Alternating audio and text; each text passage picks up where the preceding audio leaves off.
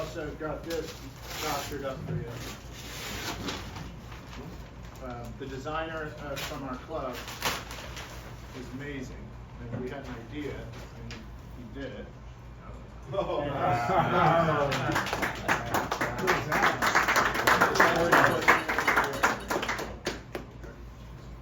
That's really nice. I appreciate that. And a pack of apples.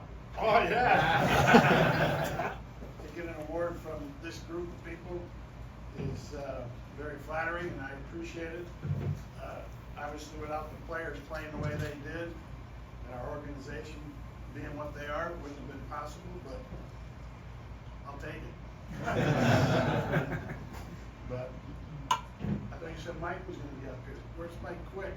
So, yeah, so what we're gonna do now is Mike Quick's gonna help and facilitate some Q&A, so everybody's involved and can ask Coach some questions. Any questions?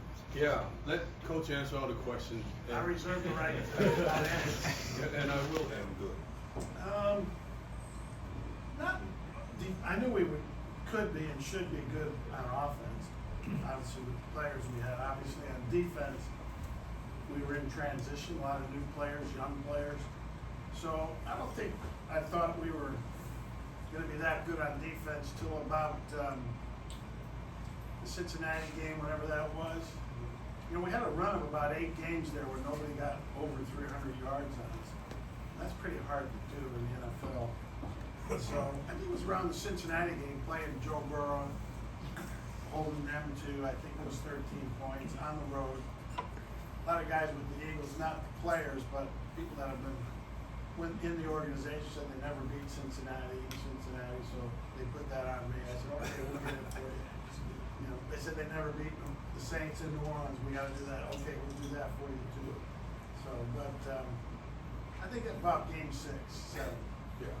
then we can be good. Nakobe Dean was a big part of that whole process, and I thought he was kind of the glue on the defense. But before that, we go into training camp, and you see this kid, Zack Baun, who had only played special teams in New Orleans, played a little bit as a reserve backup linebacker.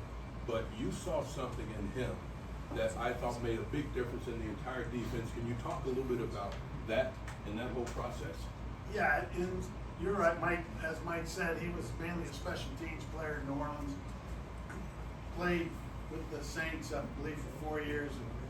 He's one of those guys that would get about 150 snaps a year, and mostly on the outside, out on the edge, on the line of scrimmage. But as I watched him and give Howie credit, he said, "Hey, I kind of like this guy. Take a look at him."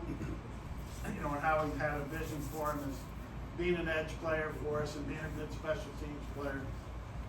And I watched him, and just a couple times during their games, he would, if they got the tight end off and motioned him across, he would back off and look like an inside linebacker, a stacked linebacker. And it only happened about 5 or 6 times. And the way he was moving when he got back there, it's just, and I can't explain it. It's just, you know, you've watched 40 years of NFL film and coaching linebackers. I said, man, I think this guy could be an inside linebacker if he's smart enough, which we already knew he was. And I told Howie, I went in after I watched him, I said, yeah, I like him, but I think he's an inside linebacker, not an outside linebacker. And he really wasn't interested in hearing that when we were trying to sign him. He wanted to stay on the edge. Everybody likes to rush the passer and get sacks. They're victims of the sack job. And so about midway through OTAs last year, he comes up to me, when am I going to get some practice on the outside? I said, we'll get there eventually. Don't worry about it. You know, you need to learn this other stuff first. And then he never asked me again after that. And you know, it really is a good story. Good guy. Great story. You know, went from making hardly anything for 4 years to actually 5 years. So you got a big deal. Yeah. So I rarely